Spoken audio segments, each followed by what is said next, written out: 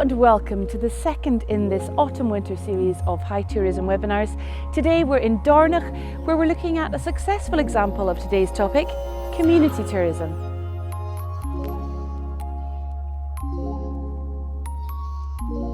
In an increasingly competitive market, visitors' expectations are high, and fulfilling those means looking beyond just their experience of your business.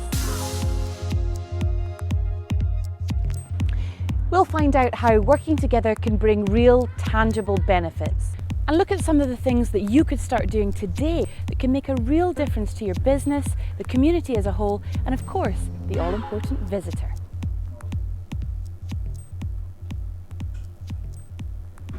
Hello, I'm Julia and thanks for joining us this morning at the Royal Dornoch Golf Club. A beautiful day here for this session on community tourism. We've got another two great guests with us this morning. First of all, they're going to be helping you get lots of great ideas and share best practice and their knowledge as well. We've got Neil Hampton here from the golf club. Neil, just the first headline, just to let people know what one of the main benefits has been of getting involved in this community project. It's been fantastic for us, Isla, because the golf club for a while was slightly isolated from the community and they weren't working together. So for the last 4 or 5 years since we got involved in this, it's brought the golf club so much closer to the community, and the benefits that we all get from that and being associated with the community have been far-reaching, not just at the golf club but for everybody involved in Dornoch. So we have much closer ties, a much closer relationship, and a lot friendlier now. And that's brilliant. That's great for the visitor as well. We'll talk a little bit more about that. And also here to share her passion for community is Joan Bishop from the Dornoch Community Interest Company. Morning, Joan. Morning. And congratulations, you're doing so well. You're up for a Rising Star Award at the Great British High Street Awards. That's correct. Well yes. done on that. What's got you in that category? What is it that you've managed to achieve here? Well, really, we're in the Rising Star category, which recognises that as a community we've come together to change our fortunes. So it's working with voluntary groups, the businesses and the various agencies to try and make the visitor experience better than it was. Mm-hmm. And visitor numbers are up? And visitor numbers are up, yes. And the visitor centre this year from February to October we're up 32% on 2015. Well, that is a real tangible benefit, Absolutely. Isn't it, that we can see yes. straight away. Yes. Well, we do want you to get involved in this session as well. It is for you. There's a chat box to the right of the screen where you can ask questions and get involved. And producer Richard is here to take those questions. Yes, that's right. Thanks very much, Julia.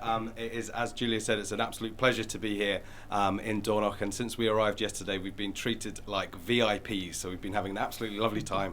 And the weather's great too. So yeah, we've had lots of people register. We've got people registered from Orkney, Inverness, Brodick, Kirkwall, Glasgow, Isle of Lewis and Isle of Harris, as well as London and Omagh. So please do feel free to get involved. As Julia said with the chat, we also have businesses, community-based businesses. We've got people registered who are offering yoga services.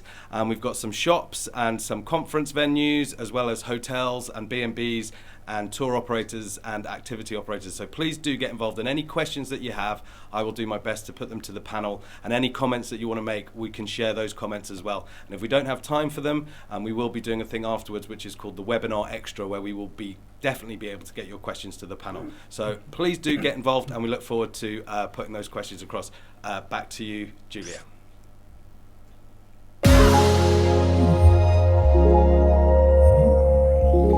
It's all about building relationships. That's the key thing here. Joan, I guess my first question is, how did this all get started? Well, I suppose the real thing that started it was that Highlands and Islands Enterprise commissioned a master plan in 2013. So various groups were involved then in trying to plan the economic future for the town. And thereafter, various projects were assigned to different groups, and the community interest group had quite a few of those. And the major one of that was to come up with Dornoch, the brand. So it was persuading businesses that actually working together to promote Dornoch was going to be beneficial to them, as well as promoting their own businesses. So you can see what was trying to be achieved there, but how do you actually go about doing that? How do you start? What was the driving force, or who was the driving force? Was it you, Joan? Well, not just myself. Jennifer Cameron, who was the past chair, and I decided that we'd like to get involved with this when we saw the master plan.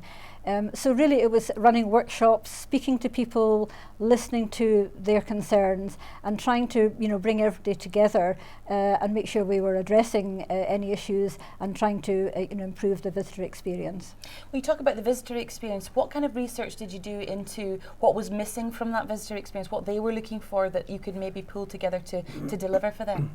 Okay, so first of all we did a visitor survey, and actually visitors were generally quite happy with what was here in Dornoch, and they liked the peace and quiet and the beautiful beaches and so on. And the encouraging thing is that 99% would return, and we do have a very loyal following. But obviously the challenge is to get to those people who don't know about Dornoch yet. So we also did a mystery shopper survey. So we had a company come up from Inverness and only go by what signage they could find. So they found the car park and they found the toilets, perhaps not our best advertisement, but they didn't find the tourist information office. So clearly signage was an issue. So we then developed a navigation strategy with our marketing company Purple Frog, who had helped us with this branding, Dornoch, you can do it all from here. And they looked at the different businesses and colour coded them. So we had a list of accommodation providers and shops and attractions, and that colour coding gave us a map that was easy to understand, and finger post signs, and we've got an app that also reflects that. So we're not just a one street town, and one of the real challenges is to try and get visitors to the outlying areas. We have a wonderful historic centre that you've seen with lovely tall sandstone buildings, but of course they block then our lovely 5-star museum in the street behind. So we hope that with the signage, the maps and the apps, that people will explore the whole town and stay longer and spend more. That's the challenge. The ultimate goal, isn't it, Yes. for everyone? So literally pointing them in the right direction. And actually, it's funny, Neil, because that's how we found you when we drove up here. We're like, where are we going? Oh, there's a signpost. Brilliant, golf club this way. How did you get involved in this? What was the very first step for you? As Joan mentions, the master plan was one of the big things. When I started in Dornoch in 2010, one of the things we tried to do was to get the golf club closer to the community. And that's when I met the people that Joan refers to, Jennifer and herself, and the other people, Jim McGilvery, our local councillor, who get involved in trying to build Dornoch back where it was. So when the time for the master plan brainstorming sessions came along, the club was invited to join in, whereas in previous times maybe it wouldn't have been seen to be a big partner in it. So we managed to grow the position of the club and its influence and its help. So we were involved as a main player in the master plan. We also get to sit around the table when we're deciding what projects to do and which projects we will take on, because there are several that the golf club can do and we can work for and put back into the results of the master plan. Well, it's so important. We're talking about building relations. It's so important to be in the same room and to be sitting around the same table, isn't it, Joan? Yes. How much of that goes on and how much of that went on in the very beginning? Was it just a case of trying to pull people together into the one place? Well, we had lots of workshops because trying to develop the brand, we really needed to work out ourselves what was special about Dornoch. And so we had several workshops with the businesses, with community groups, and so everybody was actually chatting about it in the town. So you be out walking and somebody say, I've got another idea. So I think that made everybody feel they had a sense of ownership in that. As far as the master plan goes, High themselves have quarterly meetings when all the main stakeholders get together, such as the golf club and Visit Scotland, the council, High, UHI, and Aberdeen and Northern Marts, who own Dornoch South, which is the next area for development. And we all share what we've been doing in that last quarter, and see where we're getting on with the projects. And then as far as our members, our business group members are concerned, and we have 85 businesses that signed up with us, they get a monthly email, and there also are opportunities for face-to-face meetings. And we also just go out in the street. Dornoch's a friendly place, so you go into the shops and you top them up with leaflets, find out how things are going, and you get good feedback there. So a lot of FaceTime involved. A lot of FaceTime. And we're talking about relationships between businesses, but it's also between businesses and people, the locals. And we were talking, Neil, about the benefits for you in terms of getting staff from the community when they feel more like you're part of that community too. Well, indeed, thanks, Ali. I mean, yesterday we ran our very first employment open day. I mean, as we said before, the relationship with the town and the golf club wasn't great, so people didn't know what was behind our doors. So for the last 6 years, we've been trying to open the doors outdoors so that everyone in the community, whether they play golf or not, can come in and see what we do, see what's inside the place, see the beautiful views that you've seen, and just get to know that we're normal people and we're here to help Dornoch. We're here to grow the business of Dornoch, not just grow our own business. So yesterday was hugely successful in getting people in, just not to offer them jobs, but just to see what it's like to work in the golf club here and to work in Dornoch, because we had people coming from Thurso and coming from Inverness, coming from Rose Hall yesterday, way out in the sticks, to come and see what it's like to work at Dornoch. So they've got a feeling for the town itself now, as well as a golf club. So a lot of happy smiley faces yesterday. And that's what you want, isn't it? So I guess before we move on, the question would be, if there was a business out there, I know Richard mentioned we've got some people who maybe run tour operators or even yoga classes or mountain biking or B&Bs. What's the first step to sort of start to come together? What can you actually do to start building those relationships? Well, I think in terms of growing the businesses, we would encourage new businesses to come and advertise on the website, so that they're seen then to the visitors being part of the offering. But if it's a new business in town, we'd also introduce them to other businesses, which is quite helpful.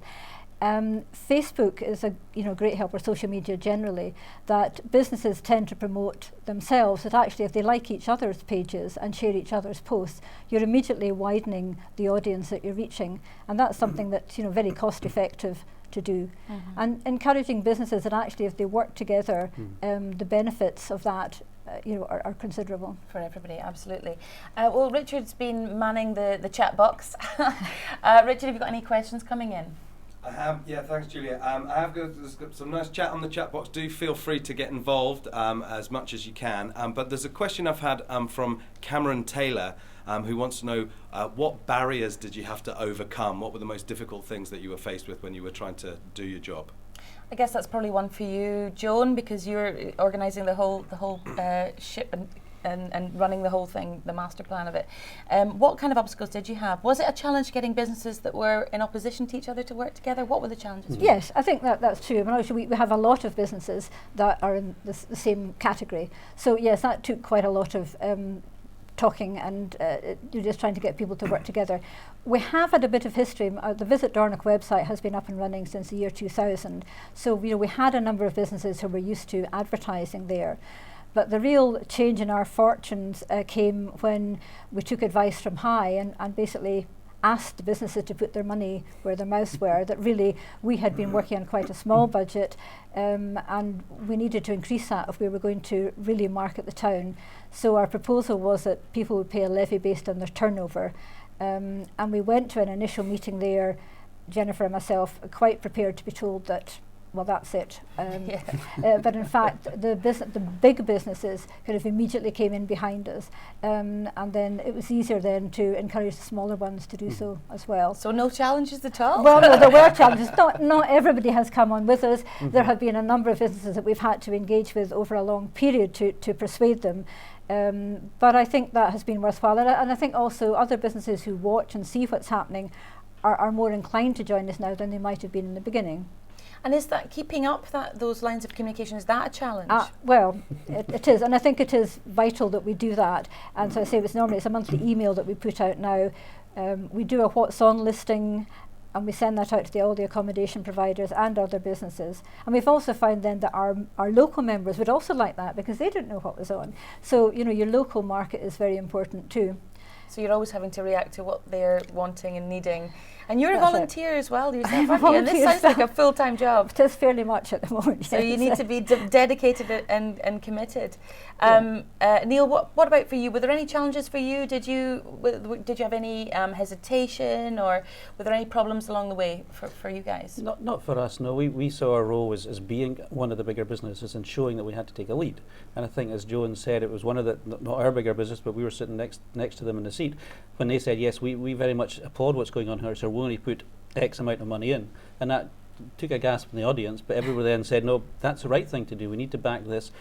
What Joan and her team have done and put in place is fantastic, so we need to put the money behind it to make it really come through. As Joan says, the little bits of money they've been getting in before really didn't make any difference. So to make a difference, we had to do something radical, and when it was said this is X thousand pounds are going in here, we immediately said, well, we'll follow that. And suddenly the whole tide starts going with you. And where does that come from? Does that come from an existing budget, or do you just need to find that? Is that something new? Does it come out of marketing, or how does it work? Yeah, I mean, every business that Jones mentioned has a marketing budget. So we said, well, we can align that to what Dornoch needs. And pull it all together. So it's growing the size of the cake that we can spend, and in turn grows the size of the cake that we can all take from at the end.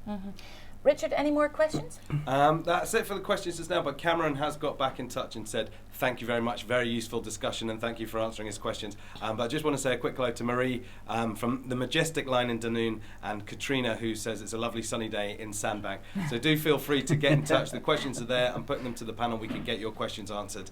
Thanks very much, and back to you, Julia.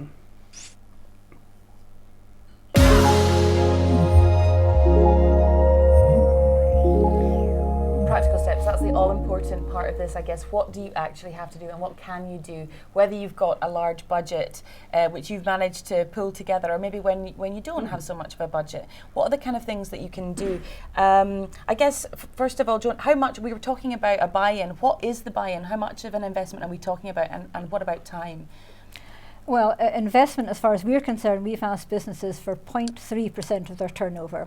Right. So at the lowest level, we're looking at £60 for a self-catering, and obviously as your turnover goes up, so does your contribution, but so does the benefit that you would accrue.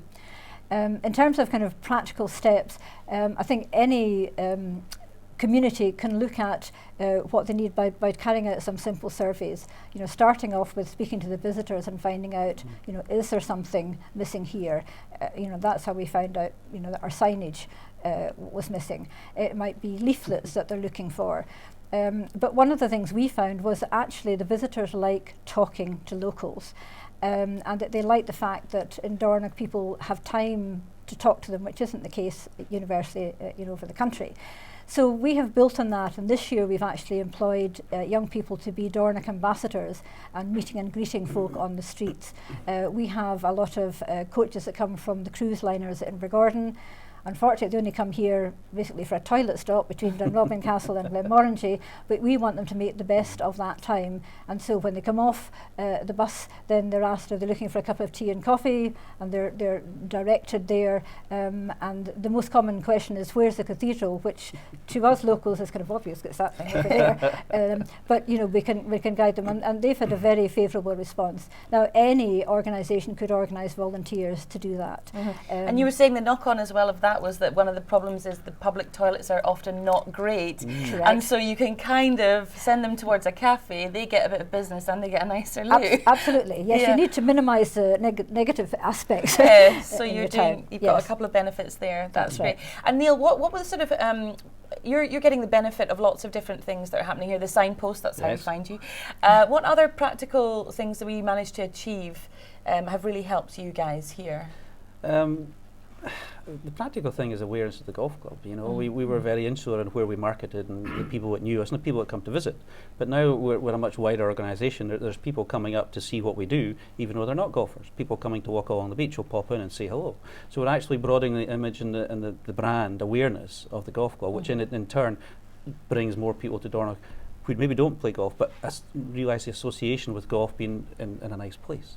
So it's worked well for us. So, and we achieved that through the branding exercise and the marketing. Tell me a little bit more about what you actually did there. How did you go through that process of creating this Do Dornoch campaign? And I'm sorry, it's got a bit darker. It's not quite as sunny as it was when we started. I really feel like we're responsible for bringing the rain. But yeah, how did you start that whole branding process? Well, we employed a marketing consultant to help us, a company called Purple Frog, and we carried out these workshops with various different groups to find out, you know, what it was special about Dornoch. Some people felt the beach was most important, other people felt the golf was most important. There's the wildlife, there's the fact it's a safe place to be, it's a friendly place to be, and that helped you know, develop the image, the kind of colours that were to go along with that, reflect the sand of the beach and the slate of the roofs, and things that, you know, you don't think about yourself. And then the what appears to be a very simple message, which is also the most effective, Dornoch with the do, or the D-O of Dornoch being also, you can do it all from here. And the feeling that we want people to centre their holidays here, but actually explore the North Highlands. So you can do it all from here is, you know, come and stay and play, stay and look at the whisky distilleries, stay and go up to Dunrobin Castle, and we want to market the wider area. So it was creating that, doing the research, yes, creating something tangible as a campaign.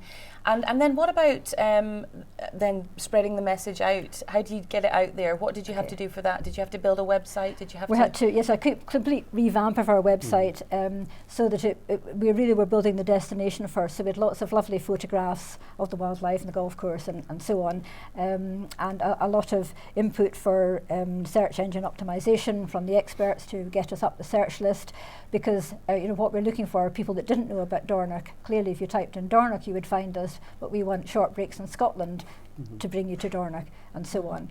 And then social media, promoting the events that we already have. We have a lot of community events that also attract tourists.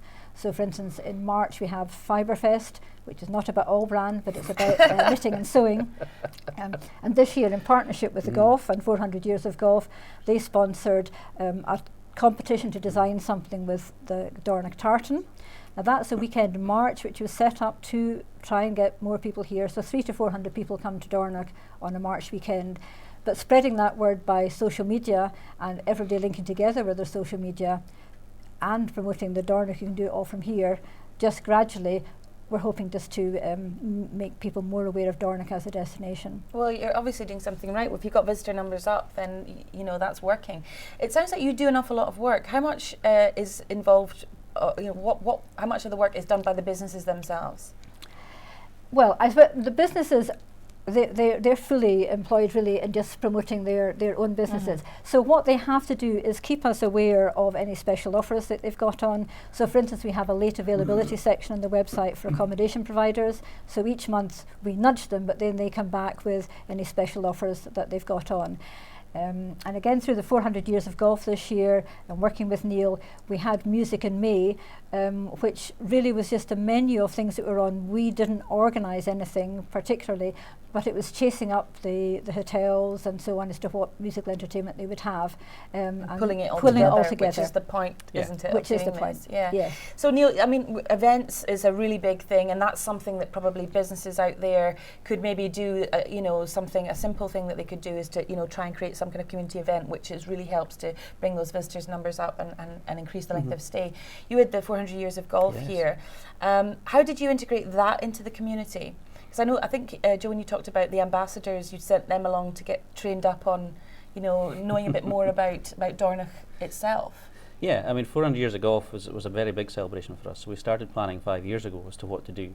But it's a celebration of golf and the links at Dornoch, not about the golf club itself. So we're very conscious that we had to include everybody in the town to make sure that it was involved and it was a celebration for them, not just for us.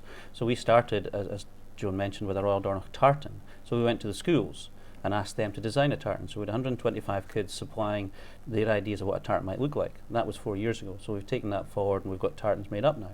And so we sell it and it's used as a brand as well. So that was the start of what we did, the community involvement. So all through the year, for example, on the 2nd of January when we started the drive-in, as it were, to kick off the year, we invited everybody in town to come and play golf with us. And then we had a few whiskies, and we had a bit of haggis, and we had a bit of fun, and it was a nice day, actually, on the 2nd of January. And so it moved forward from there. So our big event each year is called the Carnegie Shield. It's a week-long golf event. But on the Saturday, the final day, we had a street party. We had stalls in the morning, we had the street party in the afternoon, we had floats and a golf theme all through the afternoon, we had the pram race, then we had the Ceilidh at night. So that's getting more people involved. And all the way through the year, the various big events we had with 3 gala dinners, everybody from the town was involved to come and join in and be part of what we were doing. So it was making sure that everybody who had an opportunity got the opportunity to come and join in. And do you think it's a change in mindset? Do you think it's just thinking more about not just your own business and thinking more about how do I fit into this bigger picture? Do you think that's been a change? Yes, I think so. And also we're encouraging people. So if you were in the cathedral, the volunteer might say, and have you been to the museum? And then the museum might say, and have you been to the jail? And so we're all selling everything rather than just promoting our own business.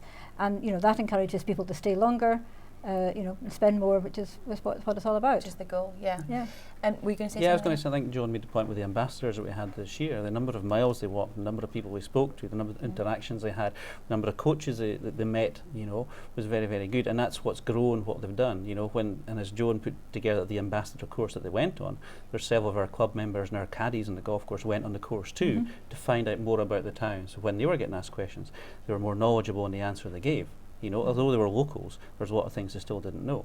So what Joan's done with that course, what the ambassadors did on the street, has really grown people's affinity for what Dornoch is, and they want to sell it more themselves. And that's what visitors wanted, isn't it? Absolutely. They wanted to get a sense of the place. They wanted to know more about the history. They wanted to know, where they could go to have the full experience. Richard, have we got any questions coming in? Yeah, I've got. I do have some questions that have come in, and tell you what, it's great to hear about all the things that are happening here in Dornoch. I could quite fancy not just visiting here, but actually moving here. It sounds like one big street party, bunting all the time. There's a question that's coming from Marie at Majestic Line in Dunoon, and she says her cruises visit lots of different communities, and she wants to know what advice could you give her specifically to engage with them in the best way. So, Joan, I think probably you're a resident expert. So that's somebody who's coming in, who's not there all the time. How can they engage with those communities when they do visit them? Well, I mean, I think if you're trying to get business from the coach businesses, you've got to really go to the ground handlers as part of the cruise liners, and it's something that we're still working on because we don't have yet what we could offer as a half-day tour, and that would be the real thing. If people are going to spend money, they've got to be here for some length of time. But we're hoping with the developments that the golf club are having in Dornoch South, where there'll be a driving range. We've now got the courthouse with whisky tasting. We've got a 5-star museum, we've got the cathedral, we've got the makings of a half-day tour, but you have to approach the ground handlers some time before, because if you're booking a cruise, you book your trip, and it's really a year's run-in, so you've really got to work hard with the ground control people, but you've got to have your solution in place. You can't sell futures to them. So that's why we still haven't been able to go, but we hope to in the next year or so. So have a plan and then build the relationship. It keeps coming back to that. Absolutely. Building Relationships and communication is key. Anything to add to that? No, absolutely right. I think it is what Joan said. It's getting to know somebody. It's the old-fashioned thing of networking's where it's at. The more people in your address book, the more chance you have of making it work, but not being afraid to go and speak to them. And I mean, I've got to know Joan really well over the last 4 or 5 years, and the power of work she does. But it's the communication she gives me that makes me understand what I need to do. So it's making sure that carries on, but just getting out there to know people. Face to face. Richard, any more questions? We don't have any more questions at the moment. I wonder if it's just across the whole of Scotland it's just started to pour with rain and get pitch black outside, or whether it's just here in Dornoch. But Katrina Craig has made a comment that it's just to say that it's great to hear about using young people as ambassadors. She thinks that's a fantastic idea. But no, just do please ask any questions. You've got the chat boxes here. I can get you questions. We know you're out there watching, so don't be shy. Please do get involved. But for now, back to you, Julia.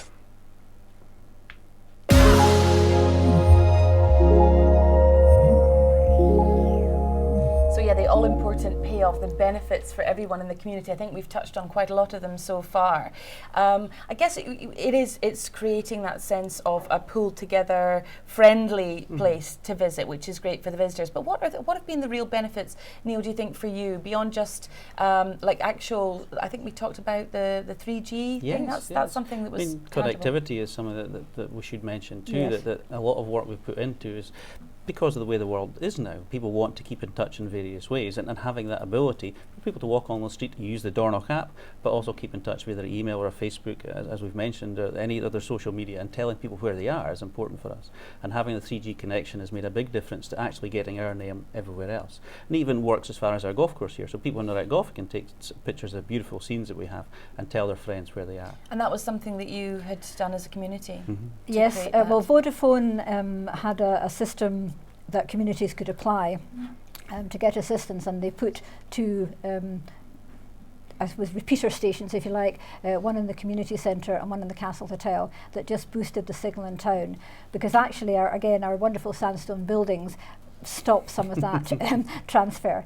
The other thing that we have is public Wi-Fi in the courthouse, And before, when we had the visitor centre there wasn't Wi-Fi, but it was one of the most commonly asked questions. So we definitely have improved the connectivity, and that is really important. So that is a benefit that everyone gets that you wouldn't have had if you hadn't pulled Pull together. Oh, very much, Absolutely, because you know, all these things are looking for community buy-in and being able to demonstrate that you have that commitment. What are some of the other sort of broad benefits for the community? The signposting we've talked about.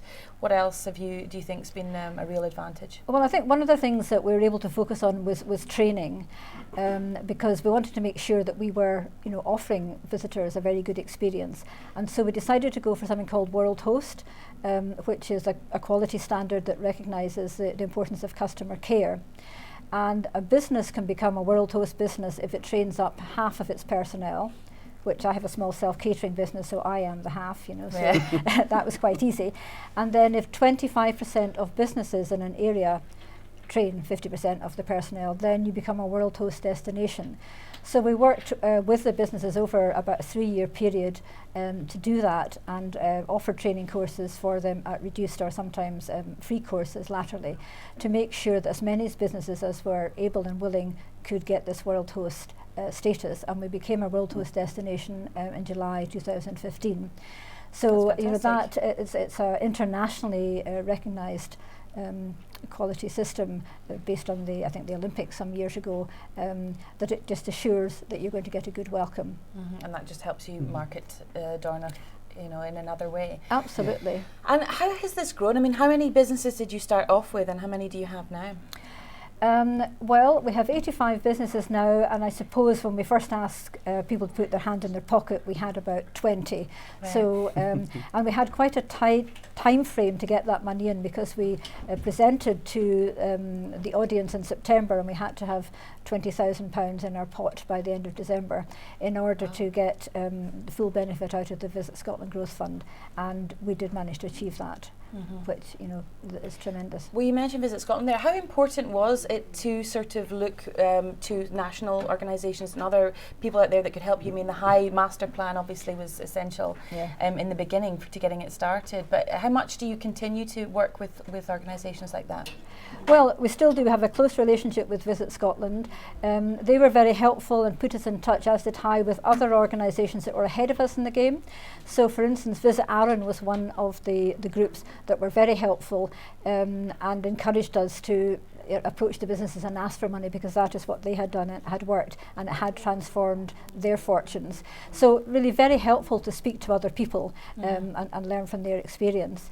And in the visitor centre, we're working with Highland Council, who have staff sponsored by Visit Scotland in the summer, but we felt that they closed for lunch and they weren't open too late in the evening. That you know, as a common complaint, isn't it? You know, when you're on holiday, your whole timetable goes out the window, doesn't it? So we were able to put in extra staff with money we got from coastal communities, so that as far as the visitor was concerned, the centre was open from 9 till 6. And often that's the first port of call, isn't it? So if you're there, then you can direct them elsewhere, so everybody benefits from that. I think that's right. I mean, whilst we know that people do a lot of online research before they come to a place, I still think that once they get here, they want that face-to-face. And within the visitor centre, which, by the way, was helped by a £20,000 community fund that was, you know, like crowdfunding, but we just asked people, and Neil was a great help going around the golf club members.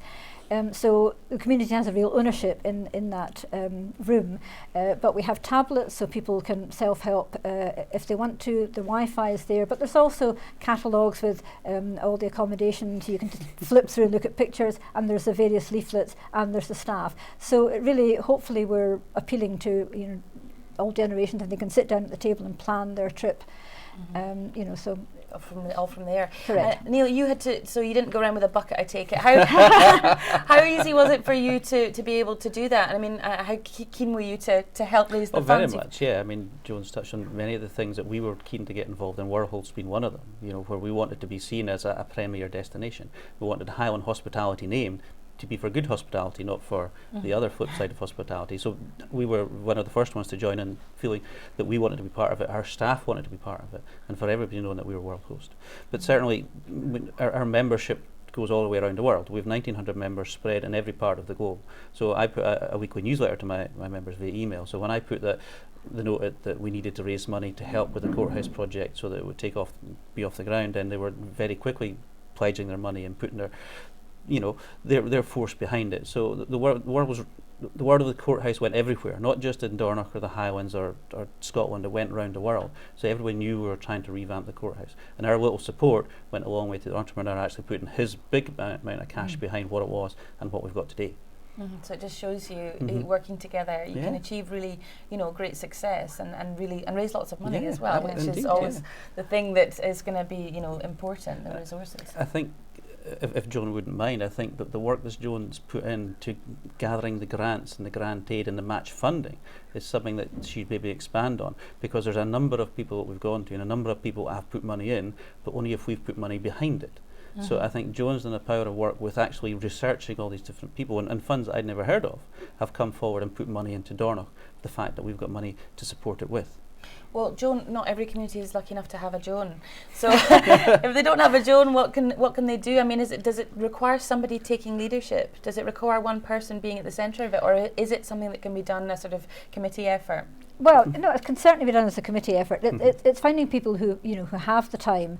A lot of the businesses obviously are busy, particularly in the summer. So we are now looking, because I would like to put slightly less time in going forward, to see, well, if businesses have got time in the winter, why don't we just have all our planning meetings in the winter and then not bother people in the summer when they're busy? But while we've had funding from Visit Scotland and coastal communities, obviously we report back to those grant funders, so they want that regular data from our accommodation providers. How many bed nights have you sold, or how many covers if you're a restaurant? So there's been quite a bit of effort, obviously, in trying to extract that information from businesses that are really quite busy. So going forward, well, maybe we can just do that annually. But if everybody would get involved in winter planning, and then we know that yes, we'll do music in May, but we need your information by March, then that would require less chasing by myself and the team, and the business is taking more ownership. And I think that's where we have to go to make this sustainable. And so where would you, if there was a community out there, think, right, well, this all sounds great, let's do this. Where did you go? Where are the resources for you to go to find out where the sources of funding might be? Where can we direct them to? Well, from our point of view, we have a local organisation called Voluntary Groups East Sutherland, but I think in every area there will be an overriding group that looks after voluntary organisations, and they generally give you help and funding. But also, just Mr. Google is fairly helpful there. And you can sign up once you find some of these organisations. You can sign up for regular newsletters so that you know when the deadlines are for funding, because it's very frustrating. You quite often find that you've got a week to get a bid in, so it's really quite useful if you know well in advance.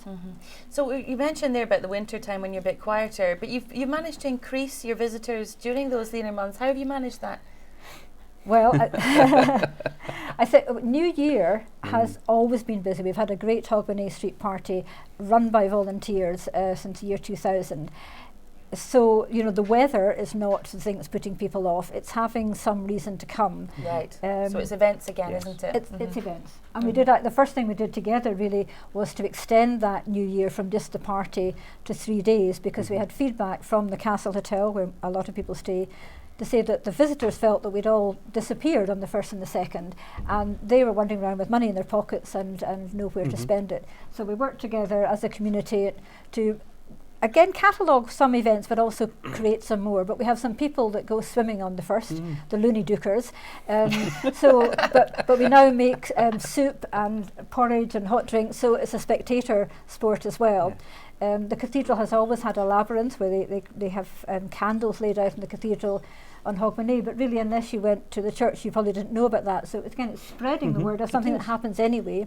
The golf club have a match. Well, they opened last year with their 400 years of golf, but you're repeating that this year. Yes, East versus West match. And we had a concert in the cathedral. So again, it's just all the organisations coming together. What could we do, our little bit, that would then make the whole programme more exciting? I feel like we're saying the same things over and over You again. It's just no. That's the point, isn't it? It's like in every aspect of what you're trying to achieve here. It's really about thinking about how am I part of this community. Richard, I think you were waving because partly you want to come up here for Hogmanay, if I'm not very much mistaken. Have you got any questions coming in? I do. We have got some questions coming in, and Joan, I tell you what, you are a trooper.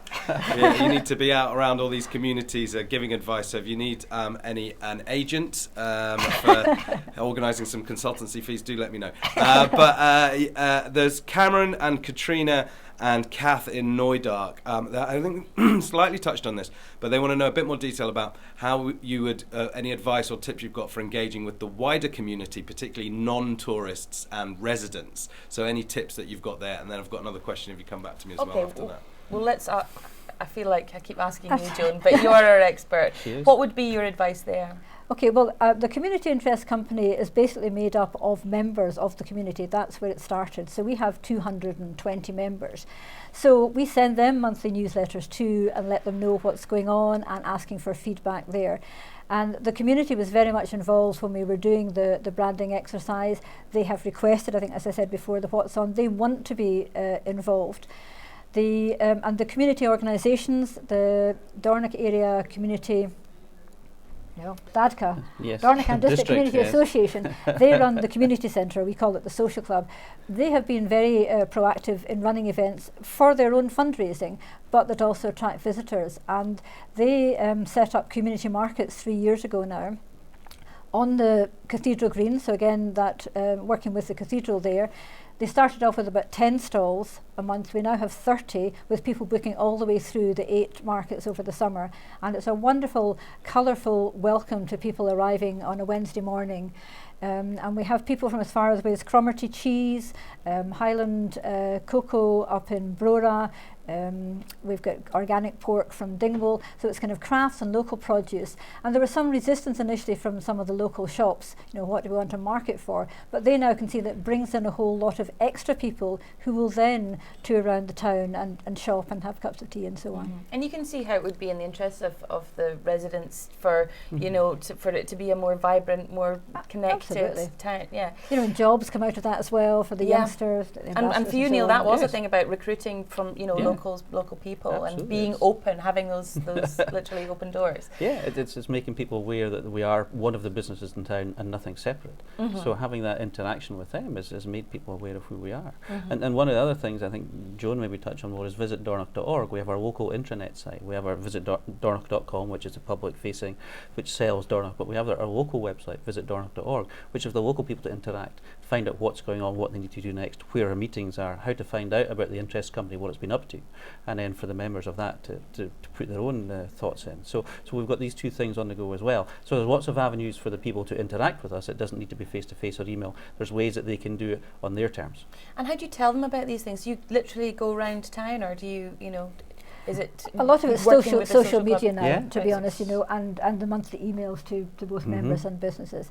And I think the businesses now know to look at the dornoch.org site and see what's up. So if we get something in from Visit Scotland or High about courses that are run, we'll immediately put it up there, and we'll cover that in our monthly newsletter, but we expect people to check up. Put it in lots of different places to get maximum impact. Richard, you had another question, I believe. Yeah, I do, thanks. There's a question, it's from Katrina Craig. She wants to know a bit more about your app. She says that she has an app that she runs, covers one for the West Coast from Argyll out to Fort William, but just wants to know what they're using it for and what they're searching for and any sort of top tips around that. We are actually going to be doing a webinar on apps, gamification and apps later on in the series, so watch out for that. But Joan, what does your app do? Okay, so this was really part of the navigation strategy. So the signs, the map, the You Are Here maps and the apps all follow the same system. So we have the colour coding list of accommodation providers and eateries and so on. But obviously in the app we can have much more up-to-date information, and we can have a gallery of photographs, we can have special offers, we also have our walks on there and our events. So that is the easiest thing for us to update on a regular basis. And the idea was that although a lot of people are on apps and want to do that. We also wanted to have a handheld map and the sign, so it was a comprehensive solution. But the app is obviously the way forward. Fantastic. I feel like we're running out of time here a little bit, so if there's any more questions, we'll try and get to them in the webinar extra. I guess sort of looking for your final thoughts. Neil, what would be sort of your main bit of advice if there's a business out there who hasn't yet even thought about reaching out to the community or trying to work with the community? What was the number one bit of advice you would give to them? It's, as we said, go and speak to people, be involved. It's your community, it's where you live, not just where you work. You know, so you've got to enjoy what you're doing and where you're doing it. So if you're getting on and helping your community grow, then that's going to help what you do. So it's being part of it and feeling part of it. You get that warm, cuddly feeling when you go home at night thinking, we've done something good for where we live, you know, not just for where we work. And it also helps your business to grow. You were talking about actually moving your business forward. If you have better links with the community, then you're more likely to have them on board when you want to, you know, expand and grow your Very business. much, yeah. Joan, I guess if you had only one piece of advice, if you could do only one thing to sort of try and pull together and work more as a community, what would it be? I think it's really social media and sharing each other's posts, liking each other's pages, so that you're doubling or quadrupling your impact each time you go out with something. Well, that is something simple that you could be doing, I guess, today. Go out and have those conversations, speak to one another, start building those relationships. Thanks so much to our guests today, to Neil from the Royal Dornoch Golf Club, where the sun, I'm sure we'll come back later on today, and Joan Bishop as well from the Dornoch Community Interest Company. Sounds like you're doing fantastic work here. Oh, good luck in the High Street, the Great British High Street Awards. Tell us how we can vote for you. Okay, well, if you go and search for Great British High Streets Awards and you look for the Rising Star category and just click on the link to Dornoch and give your email address, and that's your vote cast. You can vote once a day from now until Friday night. I will be doing that. Thank you. Got 2 email addresses and vote twice. So thanks very much to you guys, and thank you so much for watching. I hope it's been useful for you. Please do keep those conversations going. That's really the whole point of this, talking to one another, working together. As Richard mentioned, there will be the full webinar, 5-minute highlights of that if you don't have the time to sit and watch the whole thing. And also the webinar extra will be going up on the High YouTube page. That's youtube.com/HIE Communications. So you can find it all on there, but we will be sending you all the links too, so if you don't manage to find that yourself. Next week we're going to be finding out everything you need to know about current booking trends and how you can exploit those, as well as we're going to be giving you an exclusive look at some new research that hasn't even been published yet, so that should be great. Please do keep in touch, keep those conversations going, and this is for you, and we want you to be as involved as possible. So thank you so much for joining us today. I've been Julia Sutherland.